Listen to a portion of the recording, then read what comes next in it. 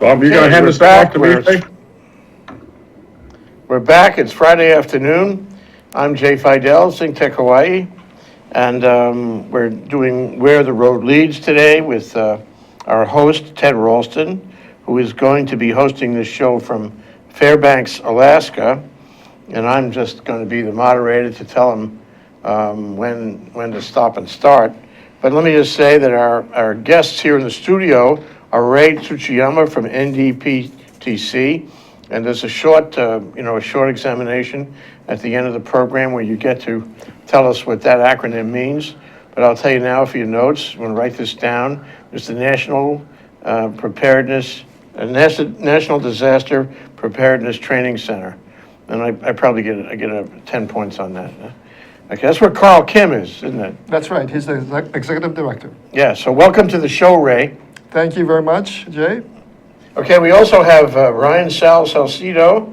He's from the Hawaii Drone Club. Very exciting. And we have his young son outside, who is also excited. Welcome to the show. Yeah, thanks. It's good to be here. Okay, so this show, Where the Road Leads, is largely about drones.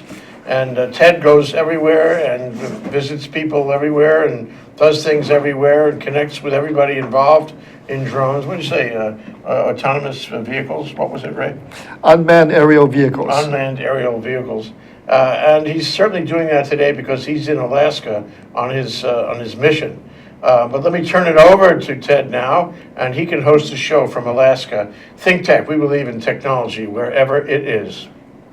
Thanks very much, Jay, and welcome Ray and Sal on the show. Sal's been on a few times before, and Ray, I think you've been on Jay's shows in other capacities before, so welcome back, frequent flyers. This is Ted Ralston. I'm at the ThinkTech Hawaii Arctic Circle adjunct studio.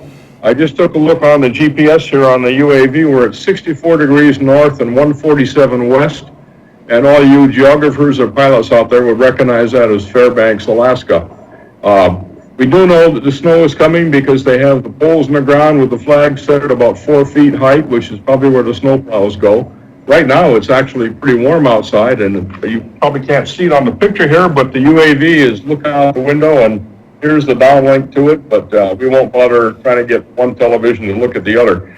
In any case, Margie and I are up here, been up here all week. It's been a week-long, really exciting conference at the University of Alaska Fairbanks with the just as unpronounceable name as NDPTC. We have the Alaska UAS Users Group Annual Meeting. And this gathering is probably one of the two of the UAS aficionado gatherings that make a lot of sense. This one and the AUVSI, which takes place annually.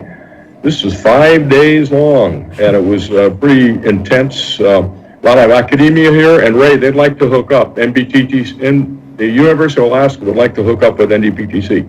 Operators, agencies, a lot of FAA folks here, and great opportunities for interchange and such. So we just finished an hour ago, not even an hour ago in the last session, so my mind is still churning through all the things that are going on there.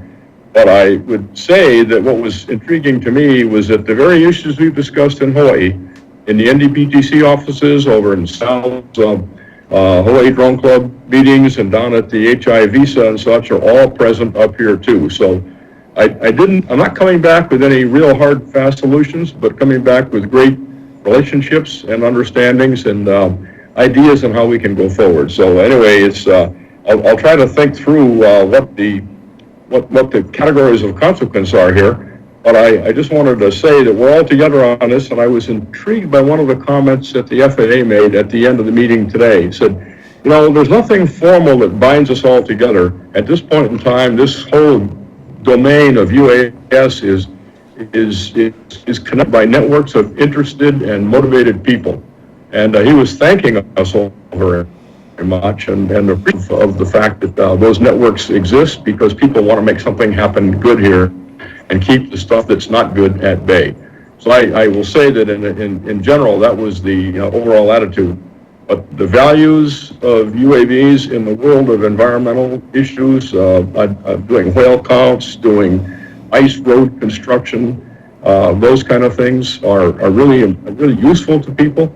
The problems we have in developing the technology are great tasks for the university and programs like that to take on, great opportunities for the universities to connect, and for NDPTC, once again, to connect in. Plus, Sal, I got to tell you over and over again, the value of that club you've created in Honolulu, on Oahu, through Hawaii, is incredibly useful as part of this network of people who are passing information and trying to get the picture and get it done right.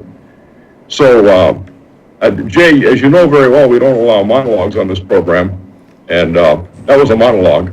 And so I'd like to turn the mic over to Ray for a minute. And Ray, just give your perception of the last 3 or 4 months that we've been working together and the component of UAV operations and values in the world of disaster management, disaster operations, and preparedness. Give us your thoughts on where that's all been, where it's going. Yeah, I think Ted just wants you to talk a little bit about what have you guys been doing for the last few months, and what do you have moving ahead for the rest of the year? Sure. At NDPTC, we develop and deliver courses regarding disaster management. And we see UAVs, or unmanned aerial vehicles, as a tool to really help in disaster recovery, all kinds of ways to find people in rubble.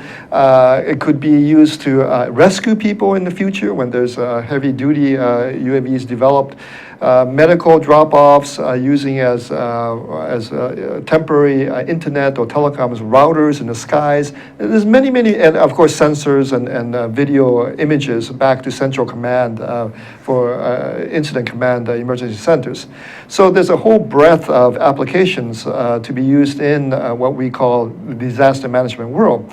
UAVs, of course, are a technology that's been evolving, and we see UAVs that we hope that they will be used throughout society also. And it's one part of how UAVs can be used in application, disaster management. But personally, I feel that the reason why Ted is in Alaska and why Alaska is a place of great drone or UAV interest is that Alaskan society, government, business, education, especially University of Alaska, Fairbanks and Anchorage, have focused on drones or UAVs as the next big thing.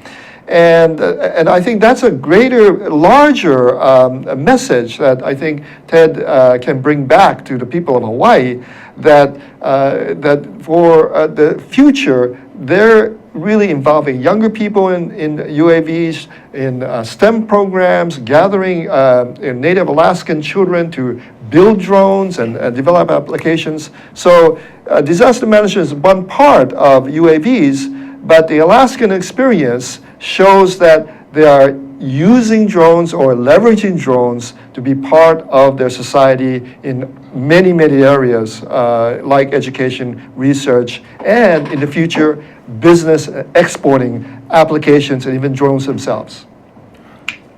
Ted, If I could just throw on something on top of what Ray just said. You just mentioned education and STEM and outreach, and those are 3 fundamental themes that were going on every day up here in the conference, and I will bring that story back to us in Hawaii. And by the way, I just want to say that George Curry from Lanai was part of this meeting as well, and the concept of using the Lanai as a test area, but with strong community involvement and strong values in terms of STEM education working its way from the UAVs into the schools, was a theme that was highly respected and resonated, and everybody is wanting to know more about what's taking place on Lanai. So we're in the center of this storm, folks, and it's great to be there. So then on the other side, we have the popular use of drones, the communication of the community, the need for education at the guy who just bought his off Amazon level, and the interchange of information and personalities that occur that might not see the light of day inside the disaster management professional ranks. And that's where the club comes in. And Sal, I got to tell you, once again, as I said, the concept of the club is a way to form an interchange, but without necessarily a formal structure, but part of the network is extremely important, and I think we saw that up here over and over again. In fact, even in the universities, the concept of a club to get past the departmental issues that resist technologies or functions that cut across all dimensions of a university, the use of a club to get in there and provide that function is beginning to be understood. So, Sal, I gotta applaud you for the energy you put forth in amateur radio and in your own business, which is flying airplanes for the Navy, and now making the UAV world all come together. Tell us a little bit about how you decided to, you as an individual, take that action here on Oahu, put the club together, and how much help you need to take it the next step. Sure, Ted. So the club's been around for about a year now, and it was really started out of some questions when I was first trying to get into it of what's going on in the community, where can you fly, what are the regulations, and it really just grew very organically, and like Ted has said, and Ray, I know you've gone to a meeting as well. There's just been a big groundswell of people who are looking to get into it, either as a hobbyist for just recreational use, budding entrepreneurs who are looking to get into it, researchers, and also just civil organizations as well. So we have 4 mission areas in the club. Ted, I know you know this, and Ray, you know this, but the 4 mission areas are education, advocacy, outreach, and fellowship. So it's really simple. Educate ourselves and the community, advocate for policies and decisions that affect the overall community, outreach to work with the local community and other organizations, and then just fellowship with us as a flying community. So there's really not much more to say. I mean, we're basically, members of the club are in each and every one of those areas on a weekly basis. And you going up there to Alaska fits in so many of those categories: education, advocacy, outreach, so and fellowship. So Ted, you're like the banner member for the club, you know.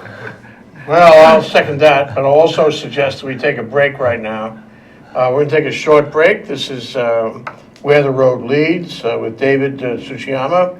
I'm sorry. That's his brother, Ray. Ray Tsuchiyama, it's my handwriting. Sal Salcedo, and of course Ted Ralston in Alaska. We'll be right back. Aloha, my name is PJ and I'm the host of Hawaii Sports Update. I am very interested in local sports, and that's why I host the Hawaii Sports Update show. I bring in guests from Hawaii, I bring in guests from UH, I bring in guests from the community, I bring in big names, I bring in small names, I bring in all names that are community related and doing positive things, sports related in the community. Come join me every Tuesday at 1 p.m. here on Hawaii Sports Update. You can also join me on my golf tournament, the first annual PJ Sports Radio Show golf tournament. It's going to be held at Coral Creek. For any information, go to ThinkTech Hawaii INC and friend us. The PayPal and a summary of the event will be right there available for you. And don't forget to tweet us.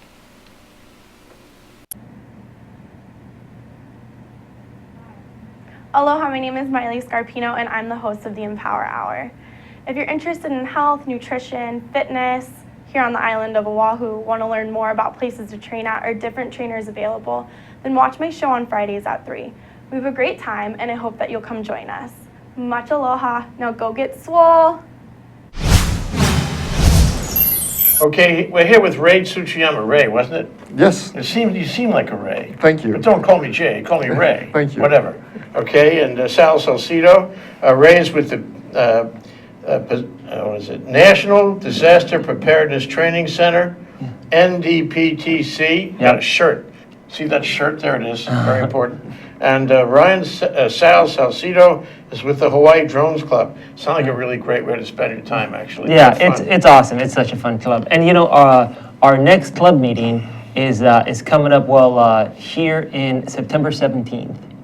And it's actually funny that I think Ted has done this on purpose, but we're going to have members from NDPTC at the club meeting, because our next one is going to be talking about basically disaster preparedness and the use of UAV in disaster preparedness. So I think Jennifer Davidson, Right. who is, tell me her title there at the. She's one of the people working on the course, Yeah. program manager. Go Yeah. ahead, yes. And she's going to be coming, and I think you'll probably be coming, and obviously Ted will be coming. And then along with all the civilians and community members that will be there to talk about ways that here in Hawaii, if there is some sort of a natural disaster, drones can either be used effectively to survey or to do all the things that you guys talk about in your program, or case dependent to stay out of the way. Because there's been a number of times, not here in Hawaii, thank goodness, but in other parts of the country, where emergency management organizations have been hampered because of civilian drones being there where they're not allowed to be, so it interferes with the public organizations, flying helicopters, landing helicopters, fighting fires, doing emergency management things. So that's one of the things as a club, it's both an awareness and responsibility of where you should not go and where you can go when you're invited. So I think that's going to be the main topic. So Ted, this sounds like something you and I talked about last time we did a drone show together, and it's a question of how you control the airspace. I don't know whether there's any more information on that now than before, but let me suggest you ask these guys about that. Well, that was a discussion up here at length, all the way from the Department of State, who has the nuisance drone problem at a lot of embassies. And we actually made some connections up here while we were here this week on how we might take the next step of discovery and isolation and downing of nuisance drones. That fits also with what we're doing with HI Visa in some way. So we're going to work together on that. Everybody's concluded that it's education and outreach and get the word out there in a kind and gentle way is what has to happen for the first year or so here until people really get the picture. And in fact, I think I sent you a video link. There's some fantastic cartoons, believe it or not, or parody songs that have been shown up on the web that extol that position. So the word's starting to get out slowly, and I think we just all have the mission of continuing to push that goal, that word, but also working in the back on the technology if push comes to shove. You're not suggesting that this can be resolved by voluntary action and everybody collaborate as a volunteer matter? It sounds like kumbaya. The fact is, we've got to have regulations controlling the airspace, or the guys, the hobbyists, will get in the way of the serious disaster drones. How are we going to fix that, you guys?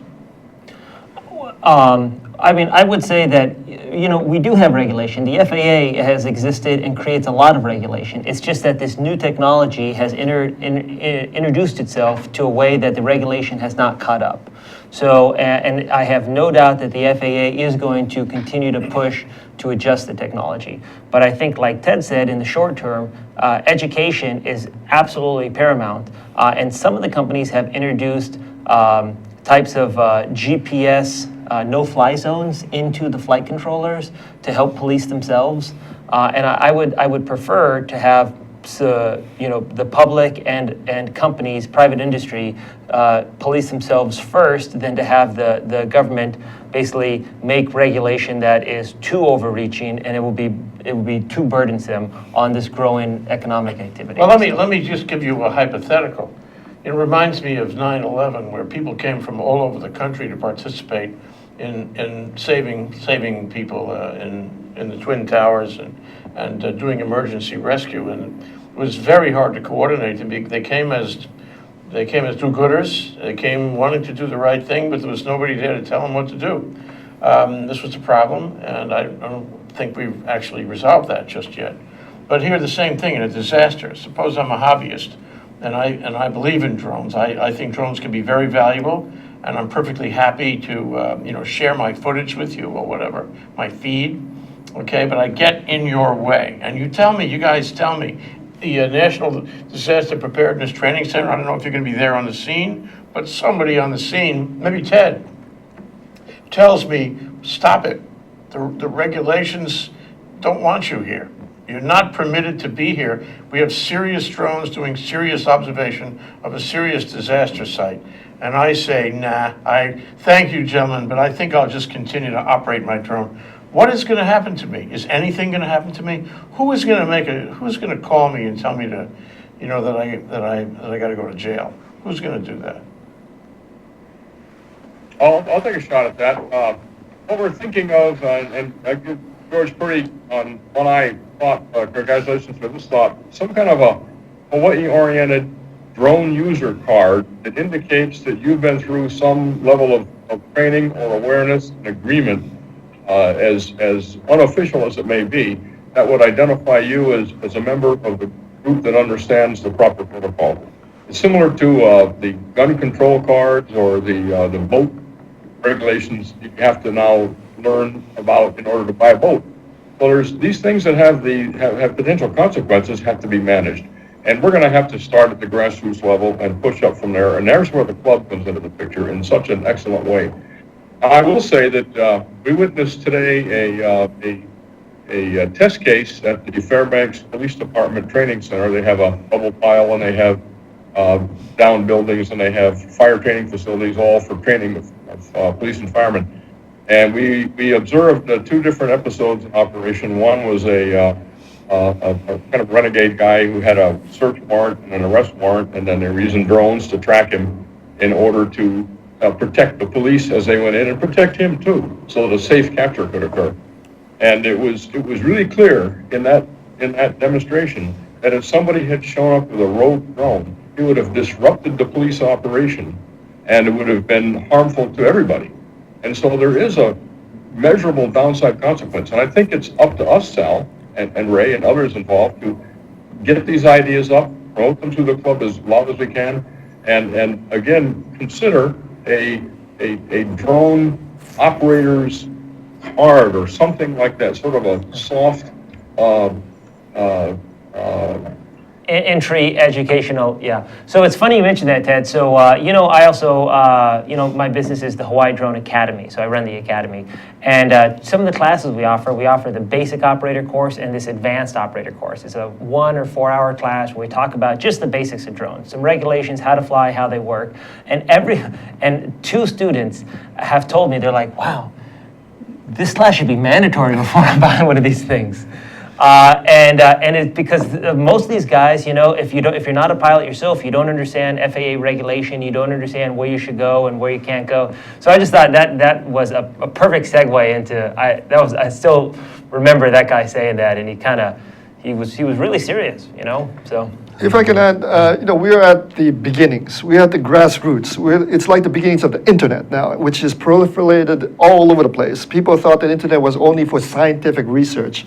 You don't hear people now saying, oh, I'm going to give up my email account because there's identity theft and too much pornography on the internet. You never hear that. People are not going to abandon cars because people get into accidents and DUI. They're not going to still drive. But you're correct that we're at the beginning. I don't think we've involved all the sectors of society.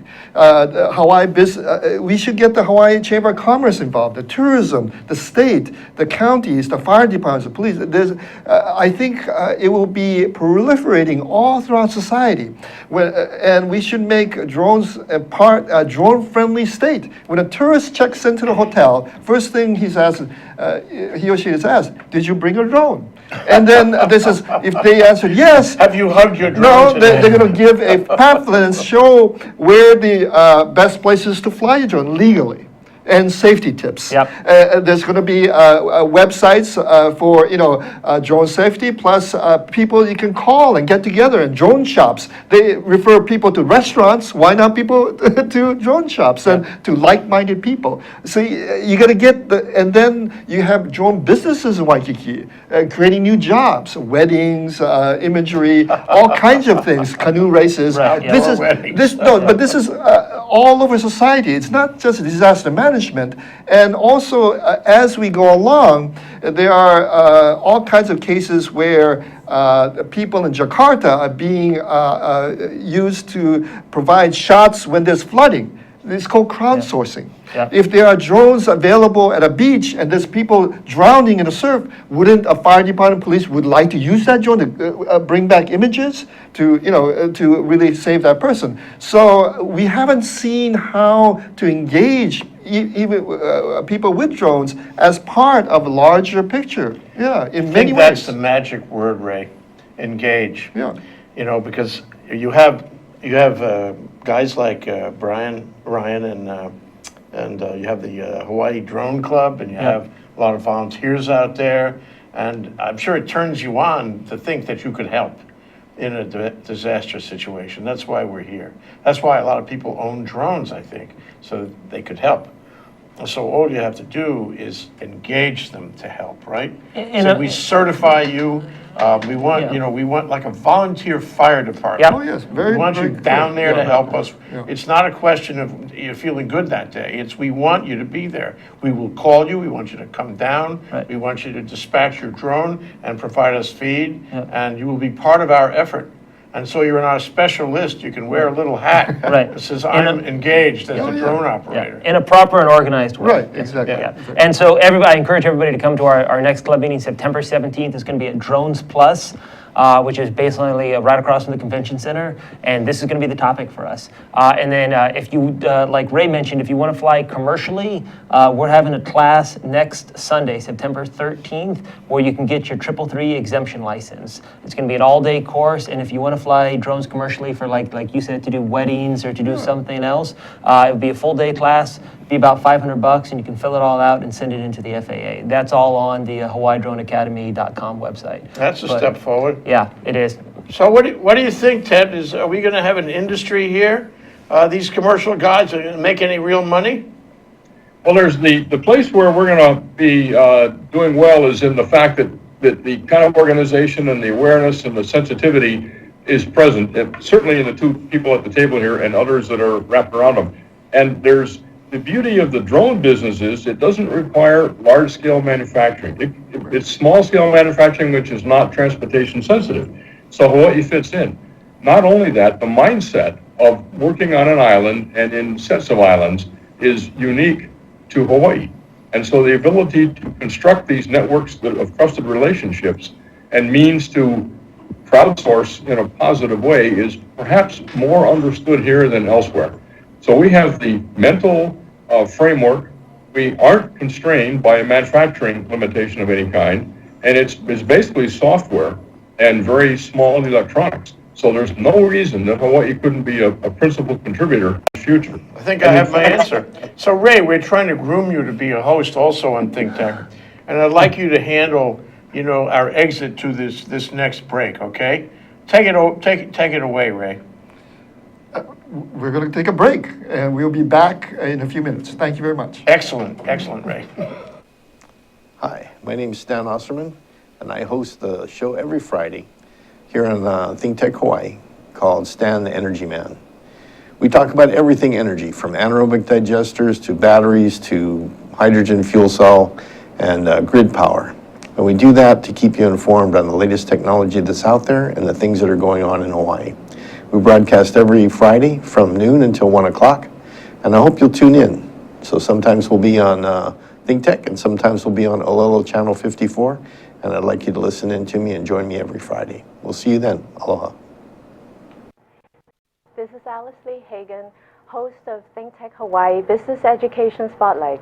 My show here at ThinkTech Hawaii is every Thursday from 3 to 4 in the afternoon. I bring in interesting guests from Hawaii, the mainland, and hopefully international guests in the future.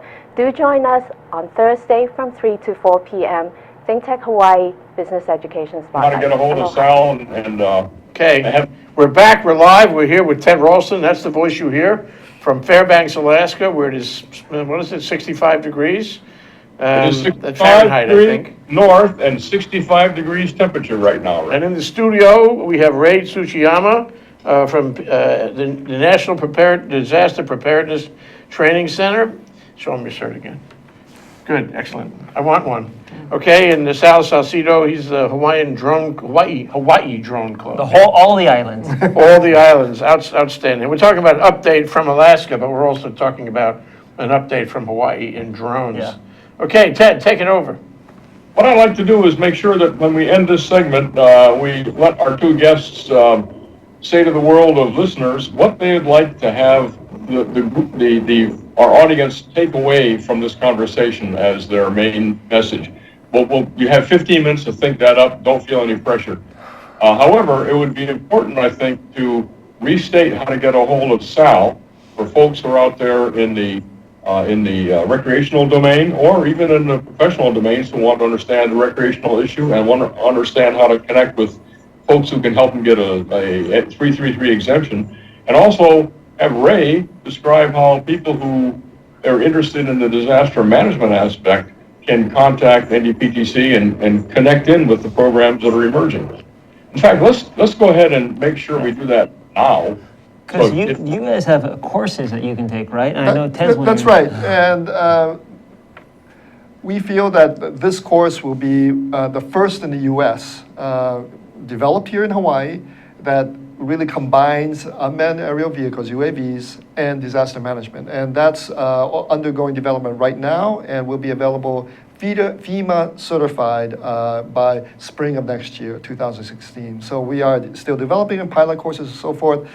And once we get it rolling, we will get it to many, many people, communities from Maine to Alaska, Florida, Virgin Islands, American Samoa, many places in between. So there's a great hunger for this. I think it's an area where people don't know about the technology, they don't know about the regulations, which is changing constantly. But they're really interested in how to apply UAVs to disaster management. There are many advantages to that. There are no people involved, there are not expensive fuels involved, and it's cheap and also very small that can do a lot of work monitoring. How long is the course? It's going to be 8 hours. 8 Oh, hour one course. day? Yes, 1 day course. Oh, okay. Yes. And we have 4-hour courses and 8-hour courses and longer courses. They range from a lot of courses like tsunami awareness, hurricanes, also a natural disaster awareness for senior caregivers, and that's a great course, and social media and natural disasters. So by the end of this year, we'll have trained 7,000 people throughout the country, 50 states and trust territories. Yeah. So it's all coming out of Hawaii, and I think we are at the center of the Mid-Pacific, and we are going through many, many natural disasters, lava, tsunami, hurricanes, and so forth. So this course combines the new technology and natural disasters. Yeah. Well, good. It's hard to beat. So for the club, we meet once a month, and we meet in person, and then we also have a Facebook page and a website where people can go and get updates. We also send out a newsletter, so if you go to the HawaiiDroneClub.org website, you can sign up for the newsletter, which we release about every week. And then for the training school, the Drone Academy, we offer education courses both in how to build the drones. We have DIY classes, racer courses, as well as multi-rotor courses where you can show up with a bucket of parts and 1 day later leave with the whole thing built.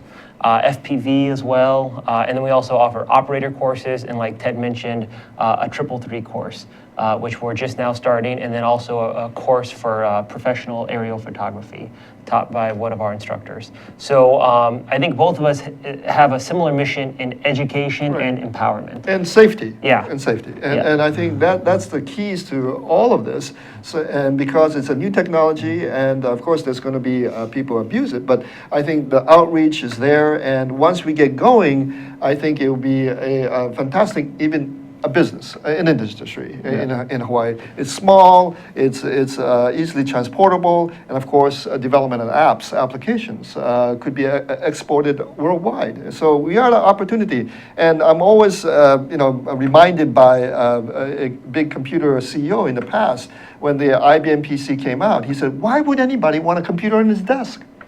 And AT&T, when the cellular phone came out, says there won't be any consumer market. So, and that's what they said. So again, we are at a very cusp, at the beginnings of a very large revolution that we really don't understand how it will change our lives. But again, it really is a dynamic kind of product that will really impact our lives. Well, you stimulated me, and I can't wait for the next meeting. of the yeah, drone club. okay. So we'd love for you to come. Honestly, we would love I for you. want to get my drone right now. I want to go down to what, Shopper Image or something. Yeah, I don't or know if they wanna still go have on- stores like, I think they Well, went many bankrupt clubs. Go online. 12 years ago, but. I want to go online. I want Yeah. to read up on it. I want to buy a drone. Yeah. Do you advise me anything in particular there, So or as should a- I wait for the next meeting? No, so as a club, we don't recommend any specific model. I'll tell you, there is a store here in town. They sell mainly DJI, which is a Chinese manufacturer, and I kind of equate them to an Apple. It's going to be a more expensive product, but it's going to be very user-friendly. So that's the DJI models. If you really want to get into it, and I mean, this is a, ThinkTech Hawaii, I would recommend the DIY classes where you'll really learn how all the components work, how the flight controllers work, and you can really understand the systems. Am I going to be sorry? Am I going to, it's like buying any technology, like the computer, right? I'm not completely educated. I buy the wrong thing. I go down to the meeting. I find out nobody likes that, and they all tell me one instead. Well, and talk then to I other wind people up- at the club. That's what I recommend. Before anybody actually buy one, I tell them to come take the operator course first, because there are so many different models, just like cars. Right. There's pickup trucks, Right. there's Ferraris, there's Maseratis, and so it depends on what you want to do. Do you want to carry stuff? Do you want to go fast? Do you want to look good? Do you want to take photos? So. Let me put it this way, actually, Sal. What do you have? So I have 5 different drones. Wow. And I have a racer drone, which is just for fun. I also have a photography drone, which is one of these DJI models. And those are the ones that we provide the training on, because those have a GPS built-in sensor to them, and that provides more stability. So the DJI and the ones that have a GPS stability are going to be so much easier to fly for the novice. And then as you progress up, you can get to larger, heavier copters and those without stability, because those are going to be able to allow you to do more, but they're also going to be harder. So To fly, right, To fly. right, yeah, right, Yeah, right. yeah. Yeah, so Ted, does this mean you have to sell the ones you have and get some of the ones that Sal is got? He's got like a professional model. Oh, yeah. We need to sit back a little bit and consider where the industry is going, and the answer will be evident, Jay. The industry that we're dealing with right now is coming out of the RC airplane business, where crashes are standard, and lack of full-on DL-178 reliability, it's a code word, is not a problem. And as we start commercializing these, as we start using them in disaster management, as we start using them in industry, and there are 15 333 exemptions for the state of Hawaii now. There's 15 different organizations in Hawaii that can actually go out and sell services. And so as we get into that sort of function, we're going to have to achieve a higher level of reliability than we have in the current systems.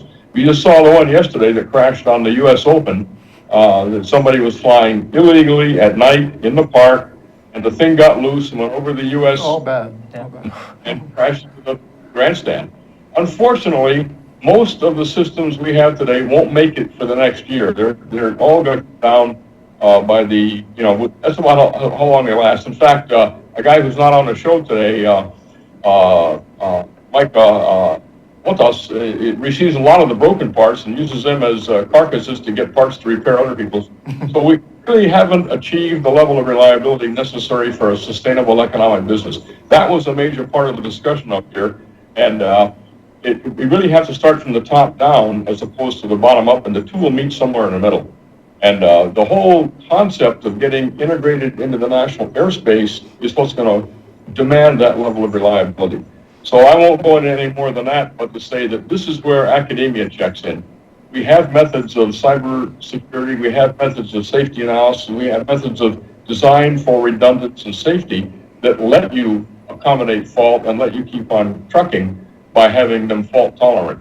And that's what we have to get to, which we aren't at yet. So there's another 10 years of evolution of the systems to get them to the point where they have the same level of reliability that we need really to make this into a sustainable business. So it's encouraging to me because this is where, once again, Hawaii can take a lead role through the university and through coupling with other universities and coming up with the mathematical methods of designing and achieving that level of reliability. In fact, Ray and I were just exchanging emails yesterday on that subject. It looks like we're going to partner with MIT in some of this work. MIT is arguably the leader in system safety analysis, which has to be developed as well. So we've got a long way to go in the development side led by academia, and then industry will catch up and everything will be a happy end state in a few years. Right now, people can participate at the recreational level without any problem. It's just that turning these things into a hard, sustainable business is going to take some more effort and some design change from what we have right now. Well, let me ask this follow-up question. So it sounds like a drone that I buy won't be modern, won't be current anymore in a certain defined period of time, a year, two, whatever it is. Yeah. Well, how many Apple IIs are around? But Yeah. go ahead. Yeah.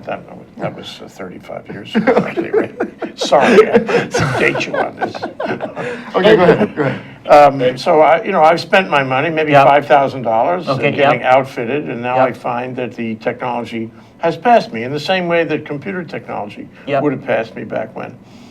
So I have to go out and I'm very compulsive about this, and I thought we all are, I suppose. I have to get the latest technology. What do I do with my old one? Is there an aftermarket? Does the club arrange for the sale of used drones? Yeah, we don't act as any middleman, but a lot of people who are getting into the club come to the club, and I know that there have been a number of club members who have sold their old drones to other club members on the discount so that they can go out and get the new thing. And if you're a starter, I would highly recommend you to get in on a used one at half the price, and let that next person who's going on from the beginner to an intermediate level take that purchase for you. I know we're approaching a close here. I would just say that it's going to get worse before it gets better, and unfortunately, I think that's true. Thank goodness there have not been any major incidents of drones mixing with helicopters, Blue Hawaii, or anybody flying around Waikiki. So for anybody who's out there flying, please join a community of interest to educate yourselves. Stay below 400 feet, stay away from airports, stay away from crowded populations. And I appreciate Ted inviting us on and having these types of discussions. Because it is a safety piece and it is an engagement piece. So, and if you want more, the Hawaii Drone Club's email is hawaii-droneclub@gmail.com. So Ray, how much of that do you agree with? Oh, I agree completely. And I think, we're again at the beginning of a whole new paradigm. And of course, there's going to be companies that are huge now. They won't be around several years from now. There may be something new. I work for AOL, and suddenly Google is dominant in email. So you had a Packer back in the day, didn't you have a Packer? Wasn't that your... Well, I don't know if it's a Model T at all. Every day. Yeah, but in the beginning, and so, but there's another thing that Hawaii could lead in maybe racing and testing, just like the Indianapolis 500. Out of the Indianapolis 500, there were seat belts, rear view mirrors, four-wheel drive, turbochargers, all kinds of things that came out that's in your car. Again, those technical improvements. So that's what we're going to see in the years coming up, and the drones will be totally different from what we know of them today. Yeah. So Ted, in the close here, let me ask you how you think these guys did today. Whether you like, the way they conducted themselves. Were they reasonable? Were they courteous or respectful? Did they provide useful information? What do you think? They followed the script. They read everything exactly as they were supposed to, and that was perfect. Now, I will have different comments about the station announcer. And Yeah. It looks like we're almost finished with our show. Thank you so much, Ted Ralston, for being the host of Where the Road Leads, and Ray Tsuchiyama from NDP-TC, and Ryan Sal Salcedo from the Hawaii Drone Club. Thank you all so much for a lovely discussion. Hey, Ted, bring us some beef, some moose jerky. okay. I'm on I guess we're done now.